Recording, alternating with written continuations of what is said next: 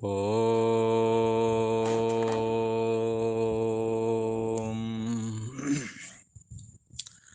ओम गुरु ब्रह्मा गुरु विष्णु गुरुदेव महेश्वरा गुरु साक्षात् परम ब्रह्म तस्मै श्री गुरुवे नमः। ओम योगेश्वर श्री कृष्ण भगवान की जय। ऐं सरस्वत्यै नमः। पूर्व का प्रसंग एक बार स्मरण करें। पूर्व के प्रसंग में चर्चा चल रही है कि अपने अपने स्वधर्म में लगना चाहिए और अपना स्वधर्म है अपने प्रति अपने जो कर्तव्य हैं दूसरों के प्रति करने के लिए शरीर वाणी और मन से। तो जो हमारे कर्तव्य कर्म हैं उनको करें और करते हुए भी कई बार गलत कर्म करने का कोई इरादा नहीं, कोई विचार नहीं, फिर भी गलत कर्म बन जाता है जिससे पाप बन जाता है और उससे दुख को प्राप्त होता है। तो भगवान से अर्जुन ये पूछते हैं कि ये पाप क्यों हो जाता है, किस वजह से पाप होता है, ऐसा पूछते हैं। तो भगवान श्री कृष्ण ने तो कहा, ऐसा कामः ऐसा क्रोधा, ये काम ही है जो क्रोध और लोभ आदि के रूप में तब्दील हो जाता है और मोह के रूप में। कामना की वजह से ही इसके द्वारा पाप कर्म हो जाता है, ना चाहते हुए भी। लगाए हुए की तरह ये कुछ ना कुछ ऐसा काम कर बैठता है जिसके लिए बाद में बोलता भी है कि मैं ये नहीं करना चाहता था तो भी ऐसा कर दिया, मैं नहीं बोलना चाहता था तो भी बोल दिया। और रामायण के पीरियड में भगवान राम का जब अवतार हुआ उस समय परशुराम जी को ये ज्ञात था कि राजा दशरथ के यहाँ पुरुषोत्तम श्री हरिनारायण राम के रूप में अवतीर्ण हुए हैं। ऐसा जानते थे तो भी भवतव्यता के वशीभूत होकर के जब उन्हें सिद्धों के माध्यम से ये ज्ञात हुआ, समाधि में बैठे हुए थे, सिद्धों के द्वारा जब उन्होंने सुना कि भगवान शिव जी का जो पिनाक धनुष था, जो राजा जनक की देख रेख में मिथिलापुरी में रख कर के आए थे, वो पिनाक धनुष दशरथ के पुत्र राम ने तोड़ दिया है। तो ये स्मृति खो गई कि परमात्मा श्री हरि विष्णु ही राम के रूप में अवतीर्ण हुए हैं। और जाकर के उनसे सामना होता है और सामना का नतीजा ये निकलता है कि अपने चार कलाएं और गमा बैठते हैं। सामना तो भगवान राम का क्या कर पाना, अपनी जो चार कलाएं थी उनको भी खो बैठे। इसलिए भगवान श्री कृष्ण ने कहा, ये कामना जो है वो जब पूर्ति नहीं होती है तो क्रोध के रूप में वो प्रकट होती है। उसका दूसरा रूप है क्रोध और तीसरा रूप है लोभ और चौथा रूप है मोह। इस तरह ये इनके अधीन हो करके ये पाप कर्म कर बैठता है, ऐसा भगवान श्री कृष्ण ने कहा।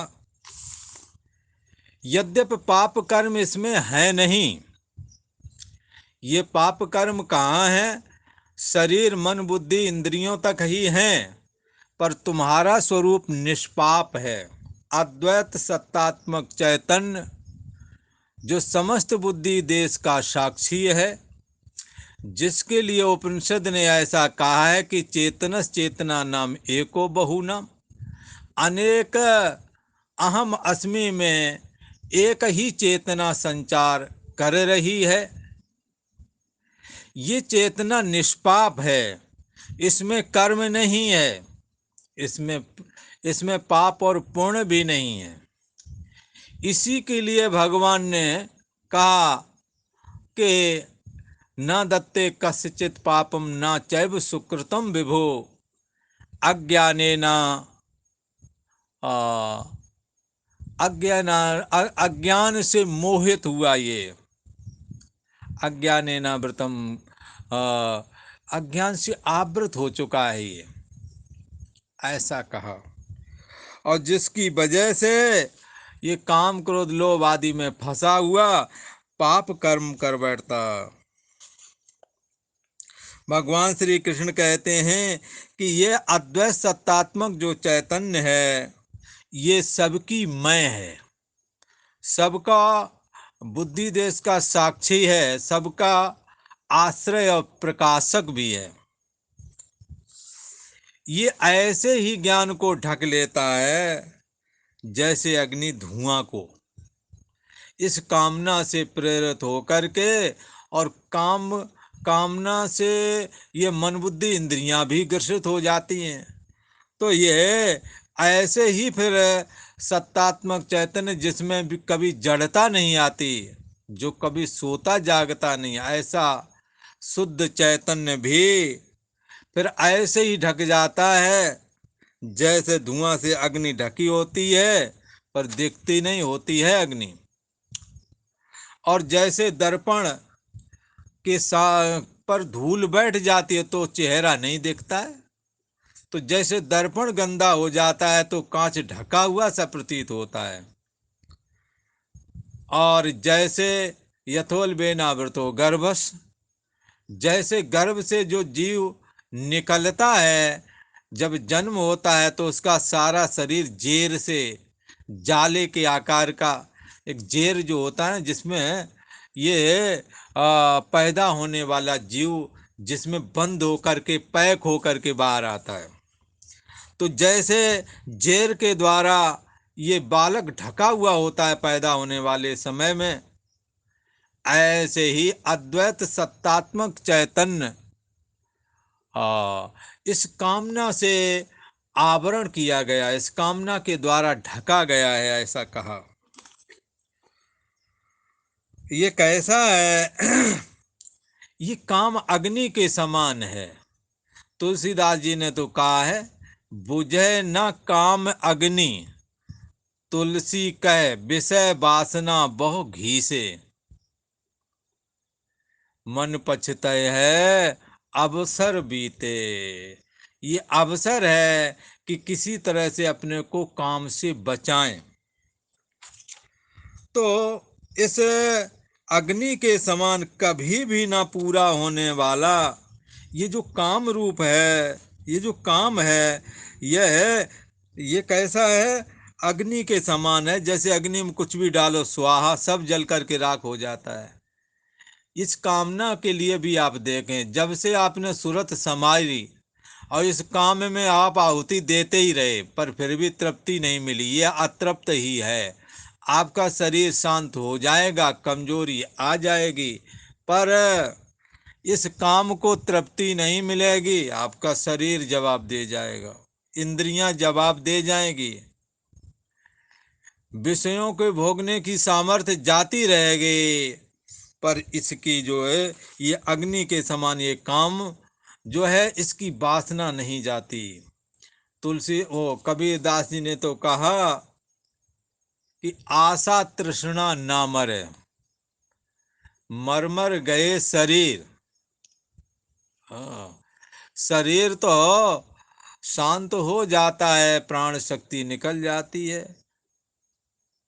आशा तृष्णा, ये आशा संसार से लगाए बैठे कि ये ऐसा हो जाएगा तो ऐसा बाद में हमें सुख मिल जाएगा। ये तृष्णा माया मरी न मन मुआ है। ये माया भी खत्म नहीं होती है और ना मन खत्म होता है। ब्रह्म ज्ञान के द्वारा माया और मन दोनों का अंत हो जाता है। अग्नि के समान कभी तृप्त ना होने वाला ये काम रूप जो ये शत्रु है, ये ज्ञानियों का नित्य बैरी है। ज्ञानवान लोग काम के द्वारा व्यथित रहते हैं। भक्त भगवान का आश्रय लेकर के निश्चिंत हो जाता है। तो ज्ञानियों के नित्य बैरी द्वारा ये मनुष्य का ज्ञान ढका हुआ है। ज्ञानियों का नित्य बैरी क्या है? और ज्ञान किसको कहते हैं? देहाभिमाने गलते विज्ञापते परमात्मनि यत्र यत्र मनोयाति तत्र तत्र समाधया। जब तक देह में मैं बुद्धि है, देह का अभिमान है, तब तक हमने अज्ञान रहित उपलक्षित आत्मा को नहीं जाना। अर्थात मैं अद्वैत सत्तात्मक जो चेतन ब्रह्म है उसको अब मैं बुद्धि करके नहीं जाना। यदि जाना होता तो फिर काम क्रोध आदि का प्राकट्य न होता, काम का प्राकट्य न होता। पर इससे जाना जाता है कि अभी हमारा ज्ञान ढका हुआ है। किसके द्वारा ढका हुआ है? कामना के द्वारा। ज्ञानियों का नित्य बैरी है, बार बार स्मरण करते हैं सोहम सोहम, अर्थात वो मैं ही हूँ। शुद्ध चैतन्य सत्ता जो है वो मेरी मैं है, पर देह मन बुद्धि आदि मेरी मैं नहीं है।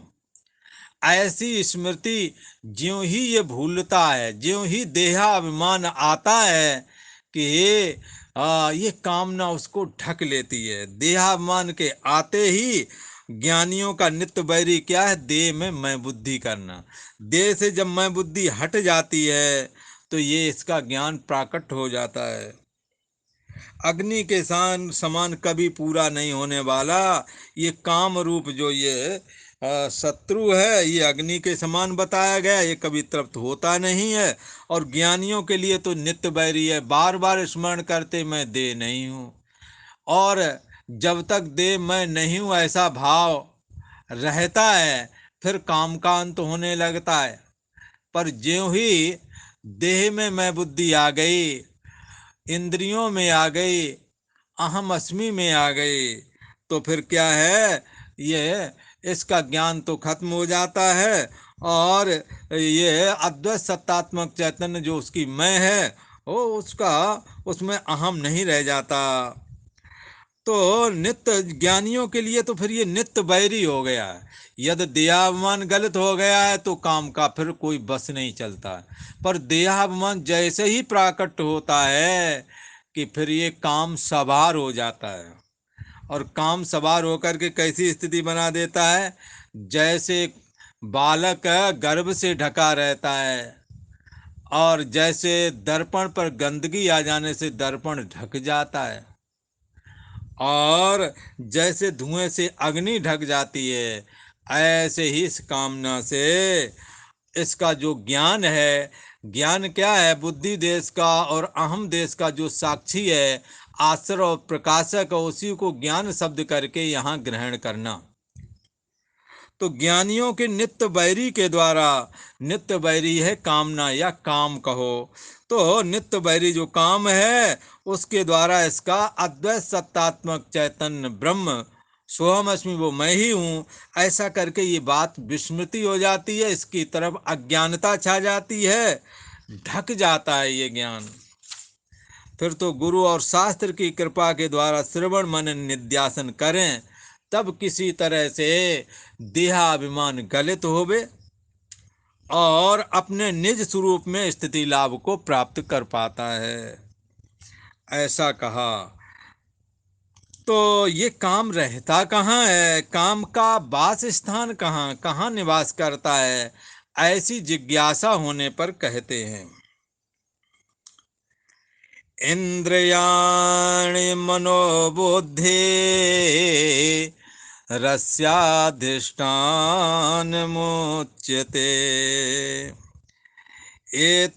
एतैर्विमोहयत एष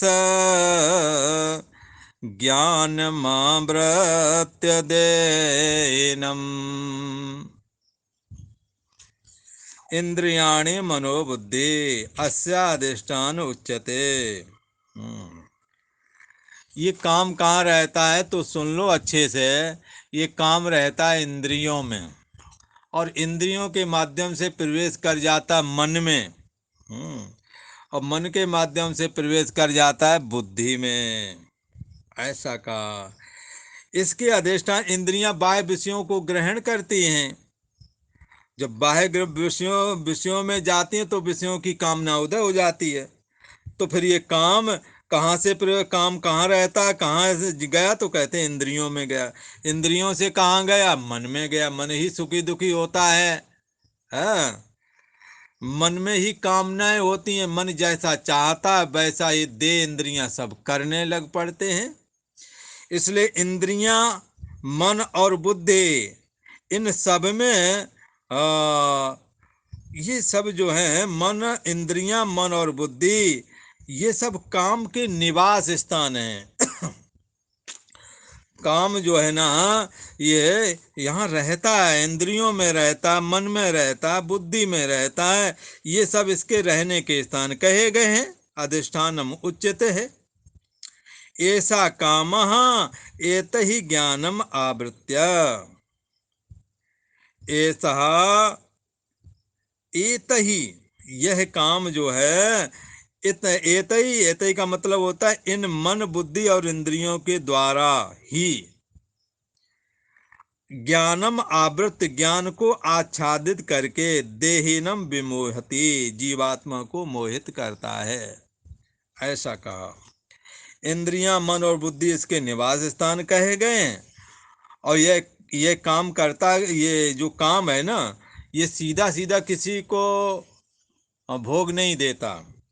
ये काम अपना जब जब भोग देता तो कैसे देता है? मन बुद्धि और इंद्रियों के द्वारा। इनका आश्रय लेकर के ही ये काम अपने को इन सबको लपेटे में लेता है। यह काम एत ही ज्ञानम आवृत्य। यह काम इन मन बुद्धि और इंद्रियों के द्वारा ही एनम ज्ञानम आवृत्य देहिनम विमोयति, ज्ञान को आच्छादित करके। ज्ञान को आच्छादित करके बोले ये कैसे महाराज? जैसे गांव में कभी गए हो तो तालाब होते हैं छोटे छोटे, तो उनमें क्या है, जब गर्मियाँ आती हैं तो धीरे धीरे उसमें काई फैल जाती है। तो काई ऊपर हरी हरी दिखाई देती है और नीचे पानी होता है, तो पानी को आवृत कर लिया काई ने। ऐसे ही हमारा जो ज्ञान है, बोले तुम्हारा कौन सी ज्ञान की बात करते हो? अरे भाई, ज्ञान की बात करते हैं जो बुद्धि देश का साक्षी है, ये ज्ञान स्वरूप है। बोले कैसे?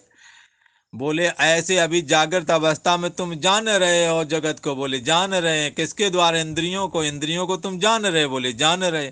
तो कौन चैतन्य हुआ? हाँ, तो आप चैतन्य हुए, इंद्रियों के द्वारा जान रहे। फिर इंद्रियों को कौन जानता है? तो कहोगे मन जानता है।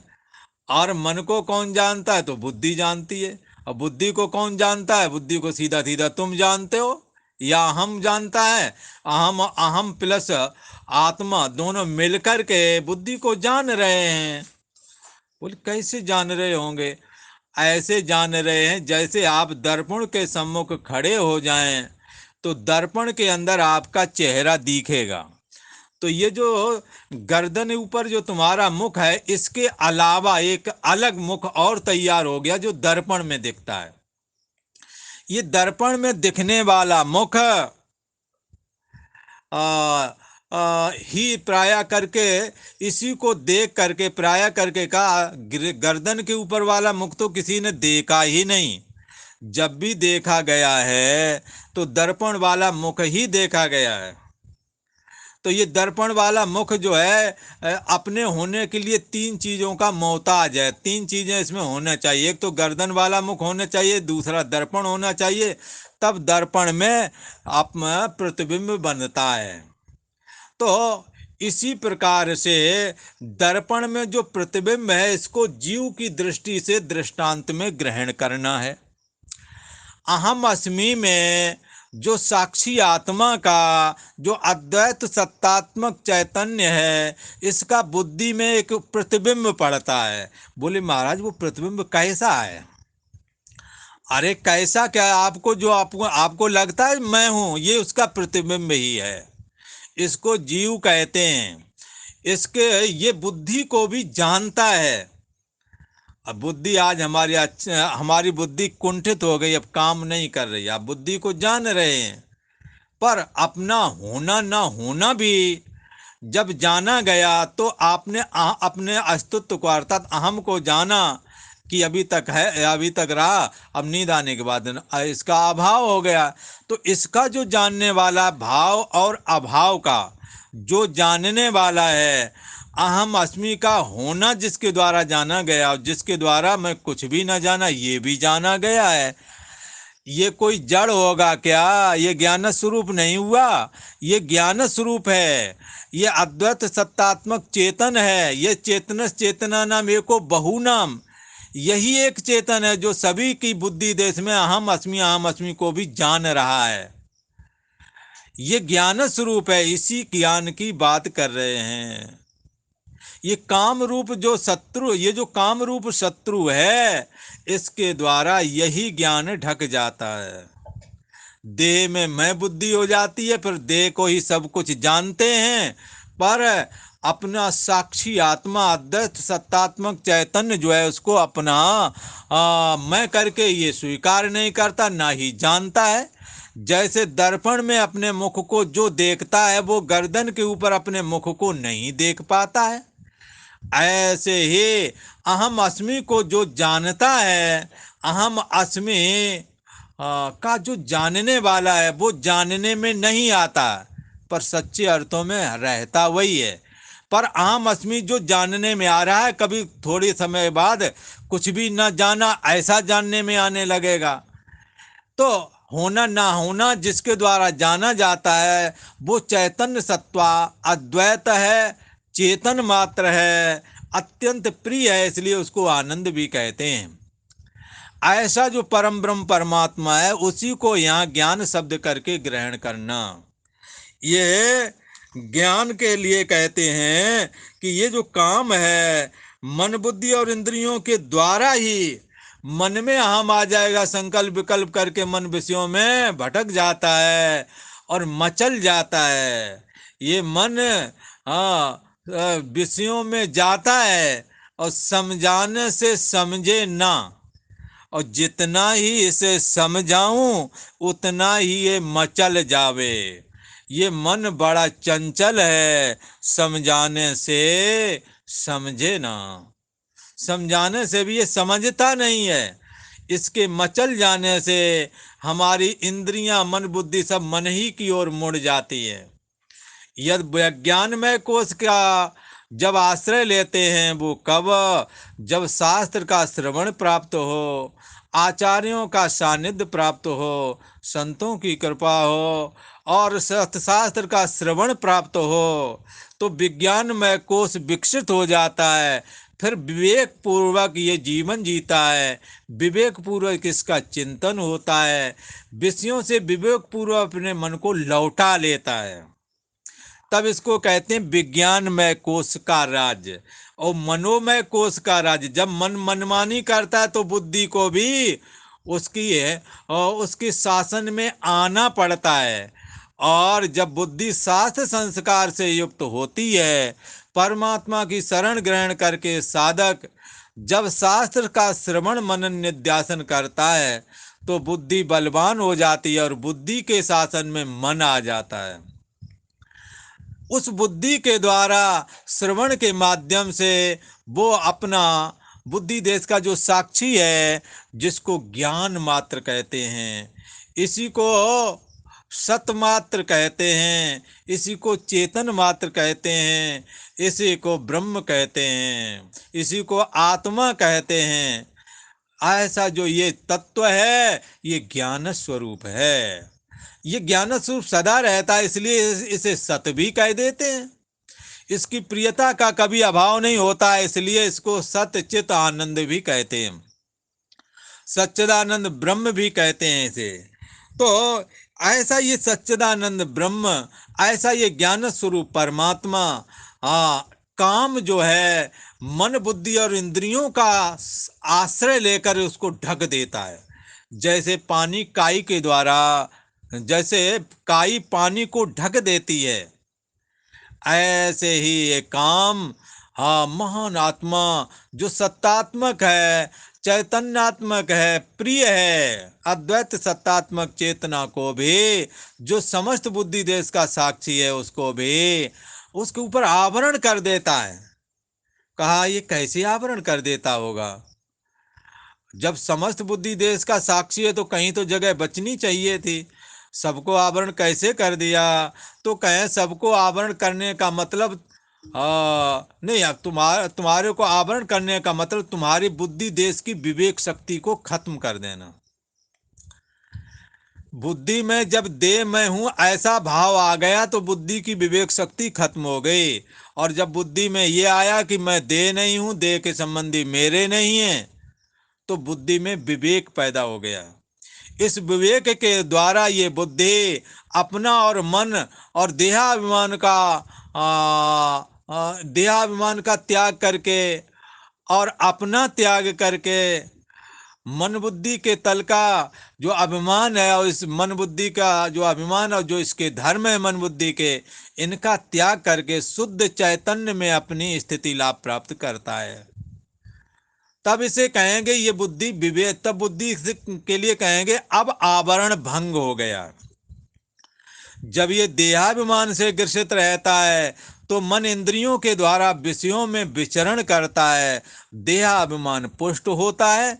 ऐसी अवस्था में ये काम उस महान आत्मा को, जो सबकी बुद्धि देश का साक्षी है, उसको भी ऐसे ही ढक देता है जैसे धुएं के द्वारा अग्नि ढक दी जाती है। जैसे बालक का शरीर जन्म होते समय जेर से ढका रहता है, हाँ, जैसे दर्पण गंदगी के आ जाने से उसमें चेहरा नहीं दिखता, ढक जाता है, ऐसे ही ज्ञान भी ढक जाता है, ऐसा कहा।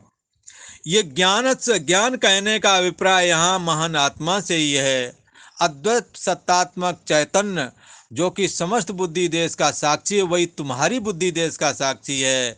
इसी को आत्मा कहते हैं, इसी को ब्रह्म कहते हैं। यद्यपि इसको कोई ढक नहीं सकता, तो भी तुम्हारी बुद्धि की विवेक शक्ति को ढक दिया, जिससे देह को मैं मान करके और मन बुद्धि आदि को तथा इनके धर्मों को भी अपने में थोप लेता है। और मैं बुद्धि आत्मा की बजाय सीधी सीधी देह में हो जाती है। इसलिए जब तक देह में मैं बुद्धि है तब तक ज्ञान प्राप्त नहीं होता। देहाभिमाने गलते विज्ञापते परमात्मनि, यत्र यत्र मनो याति तत्र तत्र समादया। फिर तो जहाँ जहाँ भी मन जाता है, मन कहाँ जाएगा? जहाँ देहाभिमान का तो त्याग कर ही दिया। अब मन में एक अद्वैत चैतन्य सत्तात्मक जो स्थिति है, सोहम अस्मि, वो मैं ही हूँ, ऐसा करके रहता है। इसलिए अब वो देह और इसके मन के जो विषय थे, मन इंद्रियों के माध्यम से विषयों को भोगता था ना, तो देहाभिमान के रहते ये होता था। जब देह का अभिमान ही नहीं रहा तो विषयों की चाह भी जाती रही। इसलिए जानो तभी कि अब हम जागे, जब मन खुद विषयों से भागे। देहाभिमान खत्म हो गया है। देहाभिमान के खत्म होते के साथ ही मन इंद्रियों के साथ जो विषयों में जाता था, वो खुद ही अब वापस आ जाता है, क्योंकि उसने पहले दोष दृष्टि का आश्रय करके त्याग किया था। अब उसकी मिथ्यात्व दृष्टि भी बन गई।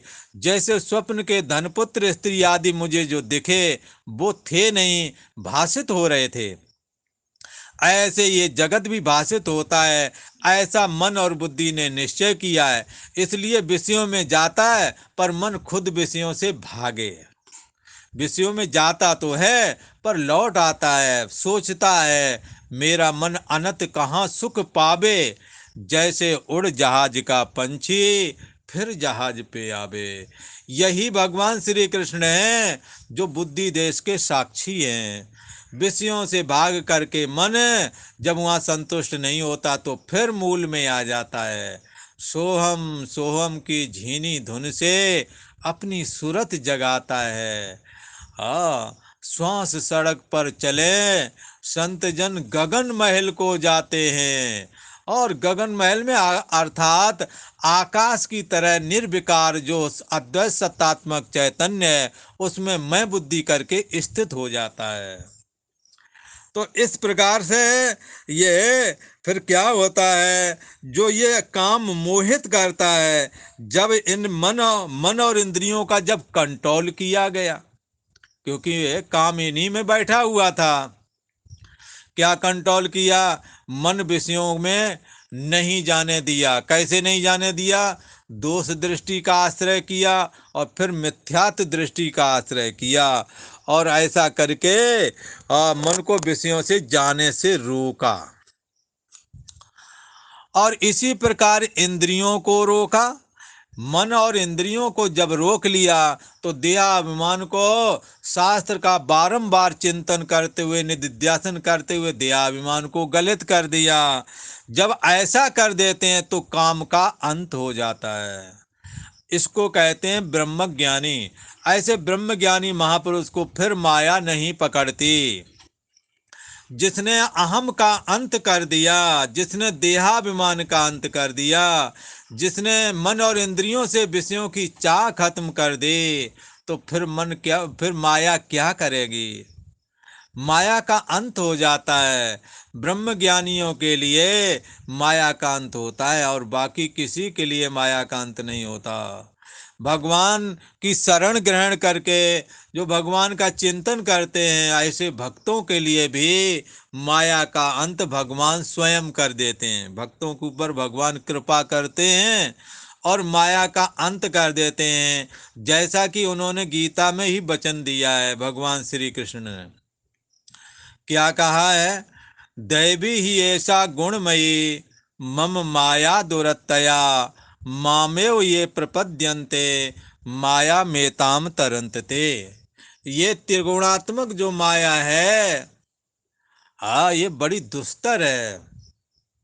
और इससे यदि पार पाना चाहते हो बंधुओं, भगवान श्री कृष्ण ने रास्ता बताया है। मामेव ये प्रपद्यन्ते, जो मेरी ही शरण में आते हैं, माया एताम तरंतते, इस माया से वही तरते हैं, वही पार हो पाते हैं। इसलिए या तो अपने को इतना देहाभिमान गलित कर दें, मन और इंद्रियों के द्वारा विषयों की जो चाह है वो खत्म कर दें, तो फिर अहम दग्ध हो जाएगा। भिद्यते हृदय ग्रंथि, हाँ, छिद्यन्ते सर्व संशया क्षीयन्ते चाश कर्माणि तस्मिन् दृष्टे परावरे। हृदय ग्रंथि का छेदन हो जाता है और ज्ञान और भक्ति के द्वारा इस माया का अंत पाया गया है, ऐसा कहा। इसलिए ज्ञान ही भक्त ही नहीं कछु भेदा, उभय हरे भव बंधन खेदा। ज्ञान के द्वारा भी जगत का अंत हो जाता है, देहाभिमान का अंत हो जाता है, और भगवान की भक्ति करते करते, भगवान का चिंतन करते करते ये चित्त भगवत स्वरूप हो जाता है, तो भी माया का अंत हो जाता है, ऐसा कहा। तो इस प्रकार से ये जो है, ये भगवान श्री कृष्ण ने कहा था कि तुमने क्या है, इस काम को खत्म करना है। ये काम ही आपके स्वरूप को, आपके ज्ञान को, आपको आपके अद्वैत सत्तात्मक चैतन्य ब्रह्म को, जो बुद्धि देश का साक्षी है, उसको ढके हुए है, और देहाभिमान की ओर, दे मैं हूँ ऐसे भाव को आपके सम्मुख खड़ा कर दिया, और आप कहते मैं देह हूँ। इसलिए इस काम को खत्म करना चाहिए, पर इसको खत्म करने से पहले इसके निवास का पता लगे, ये रहता कहाँ है। तो पता लगा मन बुद्धि और इंद्रियों में रहता है। तो मन बुद्धि और इंद्रियों का शास्त्र का विचार करके, भगवत अथवा भक्त लोग भगवान की कृपा का प्रसाद पा करके और ये वेदांती लोग, ये ज्ञानवान लोग पद पदार्थों का विचार करके मन और इंद्रियों का तथा विषयों के मिथ्यात्व का निश्चय करके शास्त्र का चिंतन करते हुए बुद्धि देश के साक्षी को मैं करके ग्रहण किया। और बुद्धि देश का जो साक्षी है, अहम का जो साक्षी है, सोहम अस्मि, वो मैं हूँ, मैं ही हूँ, ऐसा धारण करके इसने माया का अंत कर दिया, काम का अंत कर दिया। हाँ, तो इस प्रकार से ये काम का अंत संभव है। इसके वास स्थान जो हैं मन और इंद्रियां, इन पर यदि कंट्रोल किया जाए, इसलिए सम और दम, मन का निग्रह और इंद्रियों का निग्रह दोनों हमारे को चाहिए काम का अंत करने के लिए, ऐसा भगवान श्री कृष्ण ने कहा। और आज इतना ही कहते हैं। ओम शांति शांति शांति।